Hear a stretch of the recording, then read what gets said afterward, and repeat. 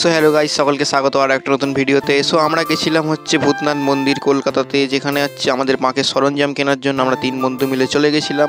আর প্রথমেই গিয়ে দেখতে পেলাম যে ওখানে বাঁকের নানা রকম সরঞ্জাম, একদম বাঁক সাজানো থেকে একদম A to Z কমপ্লিট সরঞ্জাম পাওয়া যায়। তারপরে আমরা এখানে যে ভূতনাথ মন্দিরের গঙ্গার ঘাট সেইটাকে দেখে তারপর গঙ্গার জল মাথায় ছড়া দিয়ে তারপরে আমরা চলে গেছিলাম মন্দির দর্শন করতে।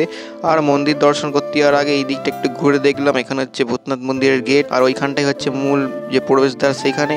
তারপরে আমরা মন্দির দর্শন করে চলে এসেছিলাম যেখানে বাঁকের সরঞ্জাম কিনবো সেই জায়গাটায়। আর এইখানের দোকানগুলোতে আপনারা এসে একদম বাঁক সাজানোর সমস্ত সরঞ্জাম পেয়ে যাবেন, একটু দরদাম করে নিতে হবে। তারপরে এখানে বাঁক সাজানোর সরঞ্জাম কিনে আমরা চলে এসেছিলাম ত্রিশূল কিনতে।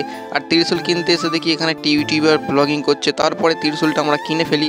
আর ত্রিশূল কিনে তারপরে আমরা বাড়ি আসার উদ্দেশ্যে রওনা দিয়ে দিই। আর বাড়ি আস্তে আস্তে গঙ্গার ঘাটে দেখতে পেলাম একটা অদ্ভুত জিনিস। এই লঞ্চটা কি লঞ্চ সেটাই তো আমি ভাবছিলাম, আর লঞ্চটাকে দেখে আমরা ফটো তুলে আজকের মিনি ব্লগটা শেষ করলাম। টাটা।